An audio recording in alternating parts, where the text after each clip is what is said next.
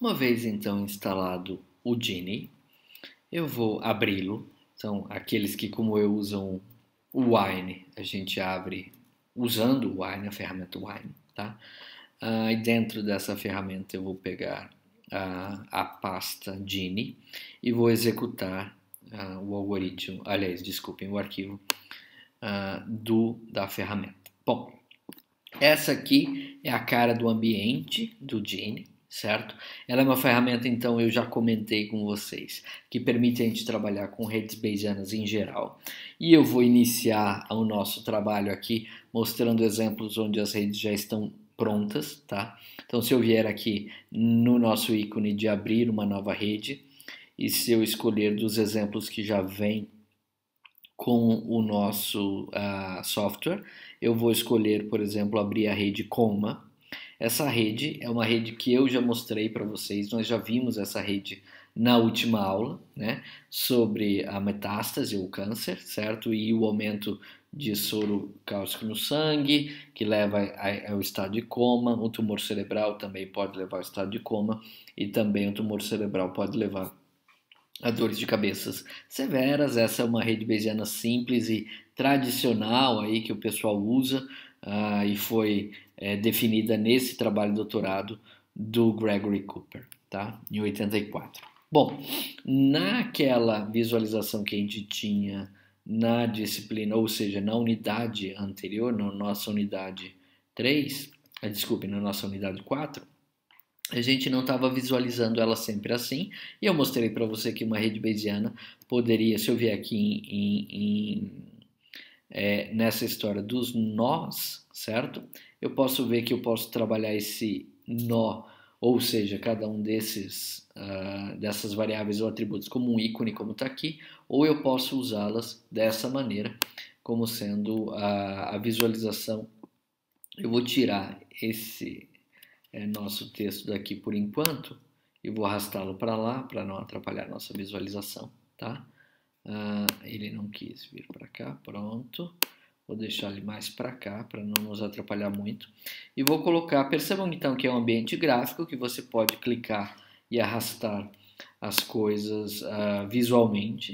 E aí você tem a sua rede bayesiana representada aqui mostrando as probabilidades ou os estados possíveis de cada uma dessas variáveis, que nesse caso são todas variáveis binárias, certo? Com valores possíveis sendo sempre presente ou ausente. Bom, essa rede bayesiana ela é definida, como nós vimos na aula passada, com esta descrição gráfica, onde a gente tem um relacionamento entre as variáveis, e a gente também tem a parte dos parâmetros numéricos, certo? Então, se eu clicar duas vezes no nó do câncer, vocês vão ver que eu tenho aqui o geral, e se eu for em definição, eu vou ter a priori dessa variável, desse atributo definida, como sendo em 20% dos casos a gente vai ter essa variável como presente, e em 80% dos casos a gente vai ter esta variável como ausente, certo? Cada uma das variáveis aqui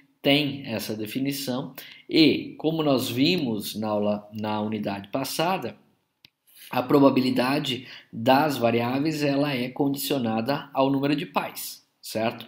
Então, se eu estiver trabalhando com a variável aumento de cálcio no sangue, ela vai ser presente quando a variável que é pai do aumento de soro, se eu puxar para cá vocês veem, a variável que é pai, que é esta daqui, então, quando ela for presente, certo? Então, em 80% dos casos em que o câncer estiver presente, o aumento de cálcio no sangue vai estar presente também.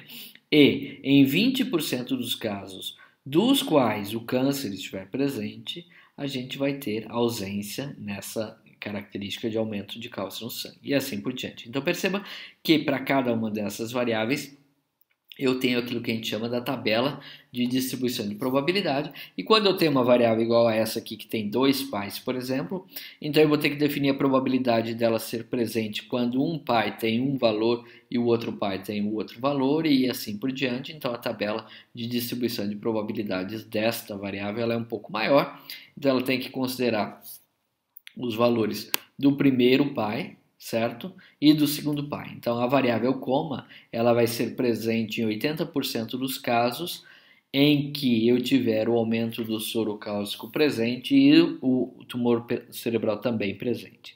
E ela vai ser presente em, por exemplo, só 5% dos casos, para quando eu tiver o aumento de cálcio no sangue ausente e também o tumor cerebral ausente, certo? Então é assim que eu defino, e aqui estão, ou aqui é, né, para essa variável, a tabela de distribuição de probabilidade condicionada aos pais para essa variável, certo? Então está tudo guardado aqui na rede bayesiana e eu posso visualmente clicar e entender o que funciona.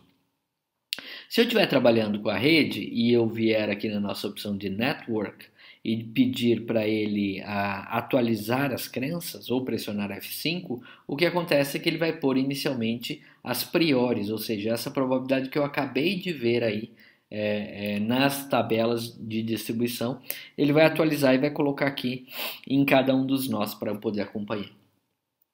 Uma das características super importantes de uma rede bayesiana, nós vimos na unidade passada, é a gente poder fazer inferência em qualquer uma das variáveis, não necessariamente só na variável classe. Então, suponha, por exemplo, que eu recebi uma informação de que o paciente está em coma.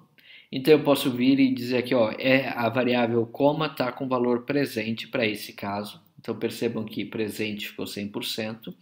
E agora eu posso querer saber o que acontece com as outras variáveis.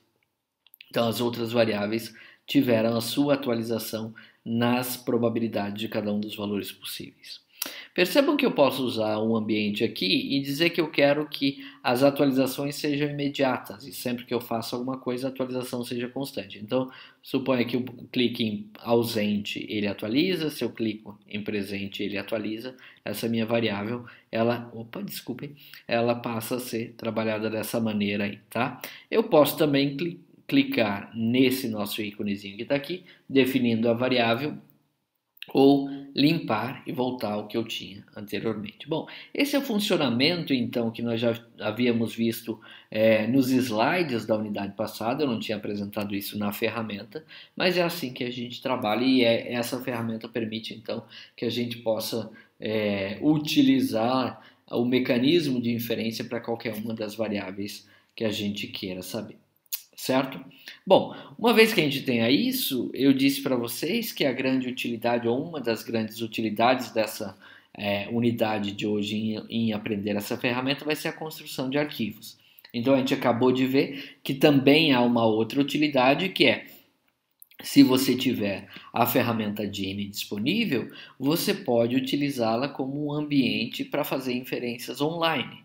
Então, imagine que você tendo todas as variáveis do seu problema aqui, você pode, para cada caso que chega, e você fique sabendo o valor de uma das variáveis, e ir automaticamente atualizando as outras e definindo probabilidades à medida em que informações novas vão chegando, tá? Bom, mas eu vou fechar essa rede então. Percebam que vocês podem brincar com isso e abrir várias outras que vêm aí disponíveis no Gini, né? Então, por exemplo, aqui tem uma outra que é bastante usada também, eu vou tirar isso daqui, que é para definição se um banco ou uma instituição financeira deve aprovar crédito para uma pessoa ou não, certo? E essa aprovação de crédito é simplificada, aqui percebam que é uma rede simplificada, mas eu tenho a renda, eu tenho qual a profissão, qual aquilo que a gente prevê da renda futura e etc., a idade da pessoa, e aí ele tenta prever se vale a pena você dar crédito para essa pessoa ou não, né? A definição aqui, perceba que o crédito é positivo ou negativo, se vale a pena ou não, e ele vai trabalhar com base nos pais dessa variável aqui, que são esses 4 aqui, certo? Bom, muito bem, eu vou fechar essas redes agora e vou dizer que vocês podem trabalhar, não quero salvar nada, eu poderia salvar aqui se fosse o caso, certo? Mas eu não quero salvar nada disso agora, e vou pensar no mecanismo que também é importante para a gente, que é a ideia de usar esta ferramenta Gini para construir redes bayesianas com auxílio de especialista, por exemplo, ou para tentar simular o comportamento de algum problema que a gente queira.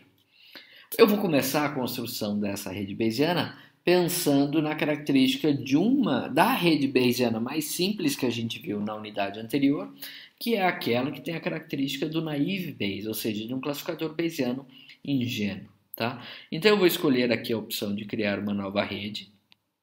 Clicando aqui, ele abre essa nova área para a gente poder construir a rede. Eu vou escolher este ícone aqui de um nó tradicional e vou colocar aqui e vou colocar como nome sendo um nó classe. Esse cara vai ser meu nó classe nesse caso, tá? Eu vou ampliar um pouquinho aqui a nossa visualização só para facilitar a nossa vida um pouco. Vou deixar esse nosso nó classe ali em cima e vou criar mais um nó aqui embaixo que vai ser o nó do atributo 1, por exemplo, certo? Vocês sabem que numa rede bayesiana o que acontece, e se essa rede bayesiana é atributo 2, se ela for uma rede bayesiana com classe ou com característica de ser um naive Bayes, atributo 3,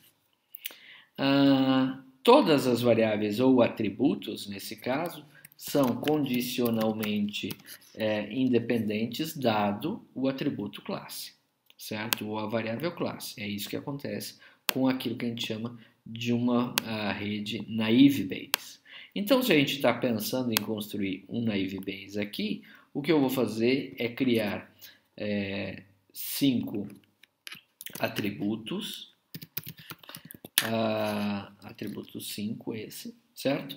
E vou conectá-lo diretamente à classe dizendo, olha, a classe é a variável que torna todos os outros atributos desse meu problema condicionalmente independentes entre si quando eu sei o valor da variável classe. Então percebam que eu construí aqui o meu naive Bayes, certo? É um problema qualquer, onde eu tenho a minha variável classe e mais 5 outras variáveis ou atributos, todas elas diretamente conectadas na classe.